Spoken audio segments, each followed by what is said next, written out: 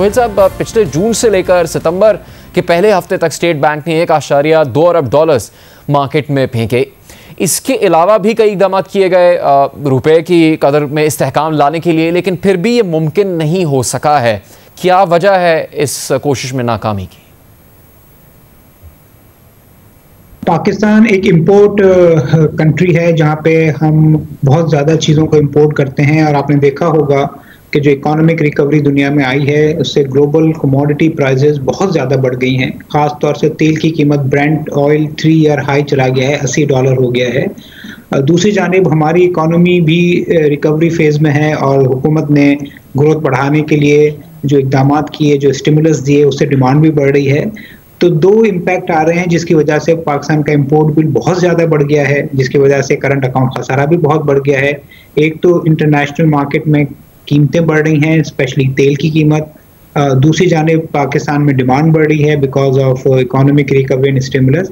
यही रीज़न है कि कुछ कोशिश सेंट्रल बैंक ने एक तो करेंसी को एडजस्ट करके की, जो 170 हो गई आपने बताया, और कुछ इक़दाम उन्होंने और किए हैं जिसमें कंज्यूमर फाइनेंसिंग, कार फाइनेंसिंग में सख्ती की है, इंटरेस्ट रेट को बढ़ाया है, और कुछ इक़दाम फिस्कल साइड पे भी लग रहा है वज़ीर ख़जाना की बातों से कि किए जाएंगे। तो ये सारे रीज़न हैं जिसकी वजह से हमने देखा है कि ये 152 रुपये कुछ महीने पहले था रुपया, वो 170 के करीब हो गया है। सोहेल साहब, अब करंट अकाउंट खसारे को लेकर एक तो खदशात पैदा हो गए हैं। स्टेट बैंक का करंट अकाउंट खसारे का टारगेट 8 से 9 अरब डॉलर सालाना का रखा जा रहा था। माशी तज्ज़ियेकार इसको 12 अरब डॉलर्स से भी ऊपर का बता रहे हैं, इस खदशे का इजहार कर रहे हैं। तो इससे फिर आगे आने वाले दिनों में मईशत मज़ीद क्या गैर यकीनी सूरत हाल का शिकार हो सकती है?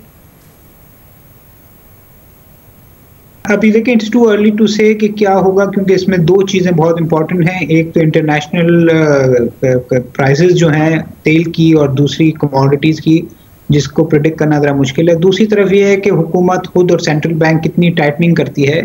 मगर ये है कि चाहे वो 8 अरब हो या 12 बिलियन डॉलर हो, पाकिस्तान जैसे मुल्क के लिए उसको सस्टेन करना या मैनेज करना थोड़ा मुश्किल है।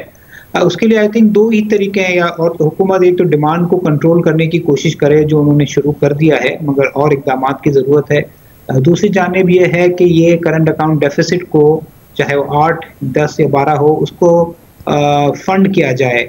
और वो फंड करने के लिए 2-3 इक़दाम हैं जो आने वाले हफ्तों में आया होंगे। एक तो ये है कि IMF से जो मुज़ाकरात है वो सक्सेसफुल हो जाएं, जिससे ना सिर्फ IMF के पैसे मिल जाएंगे, और दूसरी जो मल्टीलैटरल और एजेंसीज हैं वहाँ से भी पैसे रेज करने आसान होंगे। दूसरा ये है कि पाकिस्तान इतलात हैं कि इंटरनेशनल सुकूक मार्केट में जा रहा है, अगर वहाँ से पैसे रेज कर ले जाएं तो ये एक टेम्पररी रिलीफ प्रोवाइड करेंगे। मगर ये है कि हालात बड़े चैलेंजिंग हैं, क्योंकि ना सिर्फ पाकिस्तान में डिमांड बढ़ रही है, दुनिया भर में कमोडिटीज़ की डिमांड बढ़ रही है, जिससे पाकिस्तान का जो करंट अकाउंट डेफिसिट है वो मैनेज करना बहुत दुश्वार हो गया।